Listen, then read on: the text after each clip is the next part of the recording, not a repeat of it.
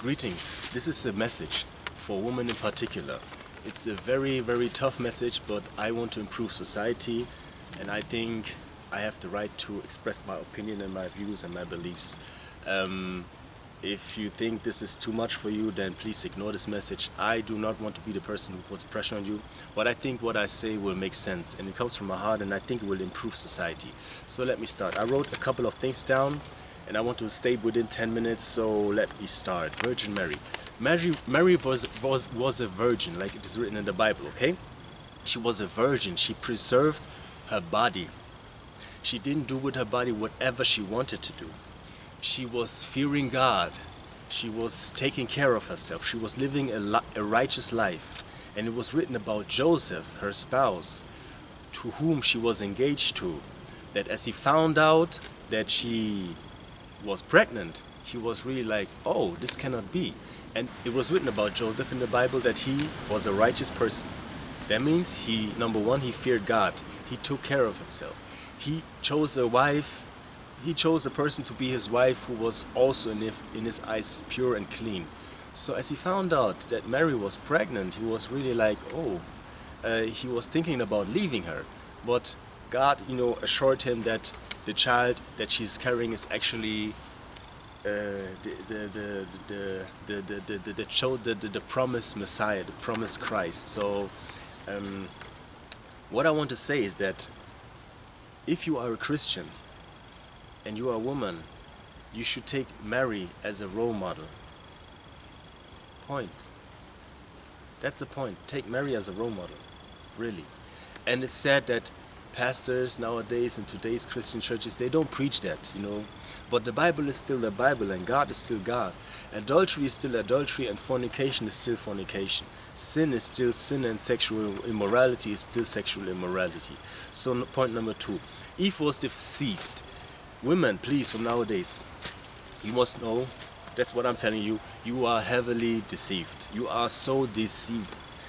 The devil has deceived you. Satan has deceived you. If you look, if I make an example with Eve, the serpent came to Eve and he deceived her. How? As she looked onto the tree, after the serpent spoke to her, he said, no way, and he told her a lie. And the lie that he told her was really like, as she looked at the tree, in the eyes of Eve, in her mind, she really thought that fruit would that fruit was looking delicious. It says, and that fruit suddenly looked delicious to her. And in number 2 it says, and she would become smart too. That's really what she believed, and that's the reason why she ate that fruit, because she was deceived. But Adam, who was right beside her, he was not deceived. Men are not deceived like women are. So as Adam was standing beside her, Adam ate the fruit because out of love for his woman. God told Adam, out of love for your woman, you have trespassed my law. That's the reason why Adam ate the fruit. And Adam, he really knew what he was doing, but Eve was deceived. And women nowadays, you are really, really deceived.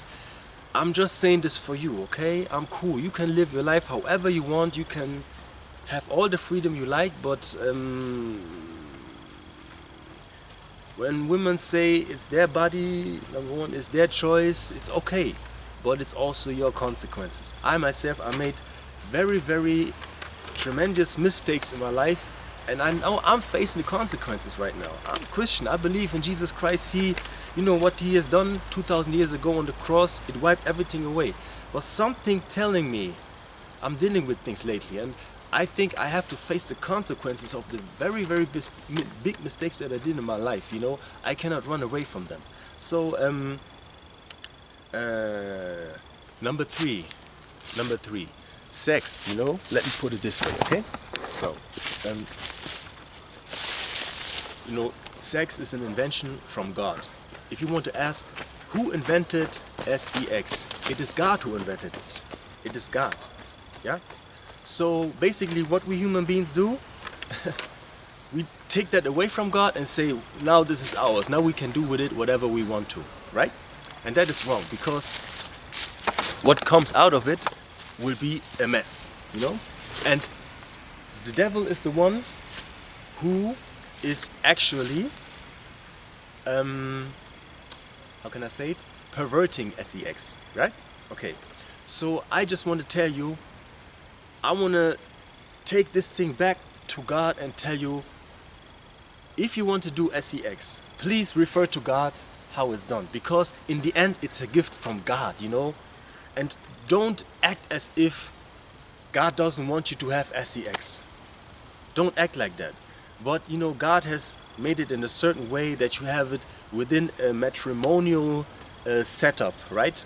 And actually only with one spouse. And it was intended that one man only will have one woman.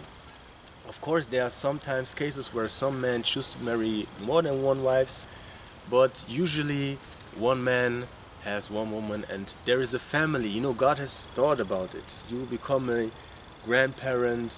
You become, you will have grandchildren, and you will be a big family, and family left, right, everywhere. You will have a wonderful life. So let me continue because time is short. Yeah, sex is dangerous. You know, if you are a woman and you choose to lay down with a man or with several men, I just want you to know it's so dangerous. It is said all sorts of sins are happening outside of the body, but fornication is the sin that happens that you do to yourself, to your own body. Why? Because you tie yourself to another person. It says, and the two become one. You know, God has made it that if two people do that, they will become one. If you are a woman and you choose to lay down with a man at whatever age, then the devil has actually deceived you, and you are bound to that man for actually till the rest of your life, till the rest of his life. Whether you are married or not, he's unofficially like your husband. That's why there are so many problems nowadays with sexual immorality and relationship problems. So many problems. But you know, this is not my problem. I'm just trying to give advice, you know, because back then these people back then, they didn't have the same problems we have nowadays. It's good. Sex is good if you do it with God, but if you choose to do it your own way, it can be very, very, very dangerous. And actually, if you ask the devil himself, what is his main way to destroy human lives, he will tell you through sex. He will just tell you. And why don't people listen? You know, sometimes, you know. But anyway, if you are a man, I would advise to you. This is just my advice, okay? I don't want to bind anybody. But if you are a man, I would choose you. If you are 18, you have finished your schools, then I would say you do your degrees, whatever. You go to college, or you go to university, or you start business right ahead. And at the age of 25, you are almost 100% built. Then you can marry. And until that 25, please keep yourself clean, okay? No sexual immorality before you get married.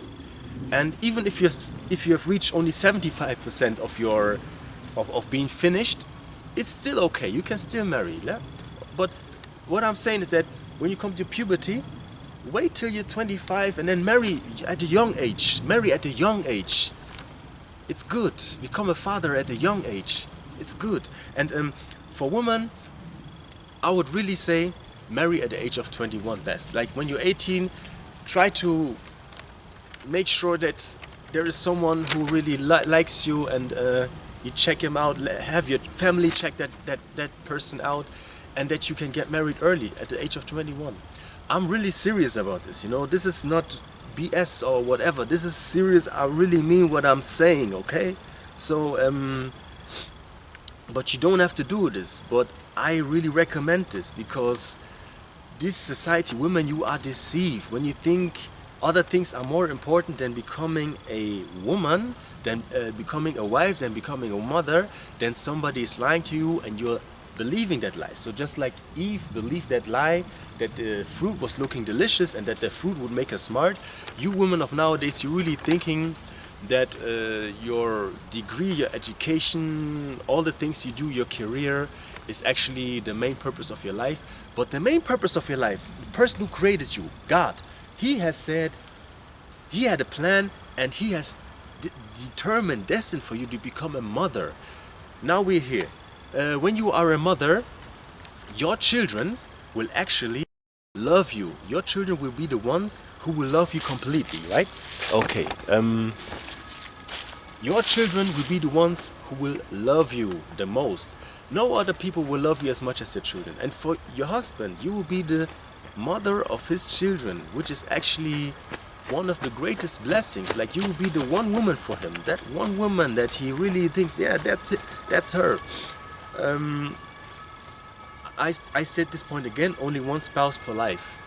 This is really, it sounds hard, but if you go to a place where people fear God and they actually live according to his laws, and how can I say, if they walk Christ-like and they have all this life that God is about, like loving God, loving your next, and family values, those people, when they have only one spouse per life, they are really happy. They receive the greatest blessings in life. Next point. Women are the weaker vessel by nature. Women are weaker. Men are stronger by nature. If you just look at the nature, like if you just look how, like by nature, how things are set up. Women, you need to be protected. By whom? By men. Men are the ones who build you a house. Men are the ones who protect you from wild animals. Men are the ones who do all that. And actually, within the society, also when some things happen, men are the ones who are there to protect you. You expect your help almost all the time from men. And there is also one point. Women, you are very deceived, because you think nowadays you have all these rights and all that, but I want to say, it is not you by your own strength who have acquired these rights. It is actually men behind closed doors who work for these world governments, who actually work for the devil. They have been sitting in a enclosed set of table, smoking their cigars and laughing about you, having their main purpose to destroy your marriages. It's your body, it's your choice, but it's also your consequences in life.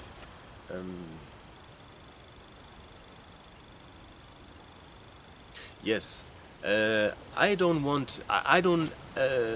directly say, if you are a woman, you should immediately, if a man comes and say, oh, you're the love of his life, he loves you, he'll buy you roses and flowers, you shouldn't just go and marry him.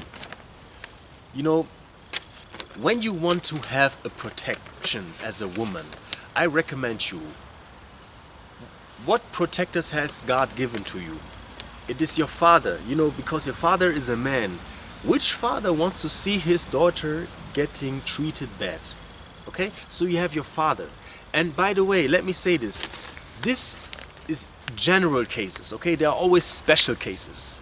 But if we fix these general cases in society, we can also address the special cases, okay?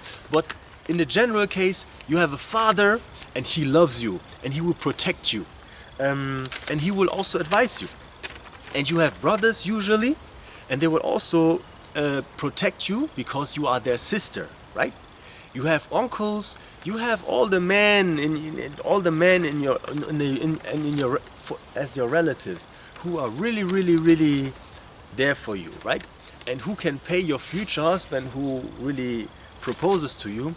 They can really make sure and clear to that person, hey, yo, treat our princess right, okay? Treat her right, And even if something would happen, it would be your family who will step up for you, right? So what I'm saying here is, like, use your sense. And last point, this is no force, but do what you think is right for you. I just try to improve society. In the end, fornication and adultery are anti-social. You cannot build a society that is living sexual immoral. It's impossible. You can only build a society that fears God, and I hope I hope whoever hears this, please, if you hear this, try, you know, try to live no sex before marriage, please. It's very, very important. If you have already done it, repent, look for God. But to those young women, young girls, young teenagers, whoever you are, if you hear this, it is so important. It is really important. You know, the devil really tries to put you in a trap for a lifetime if he just lets you make that mistake. And actually, your parents should teach you about this, but yeah, but you know, today's society is really funny. So I hope this helps. This is not an attack, but I will stand for this. You know, I am saying what I'm saying. I know what I say is the truth. I know what I say is right. But at the same time, I don't force anybody. It's your life. It's your life. God has given you your free will. Do what you do. But I'm saying there's consequences to it all. Peace.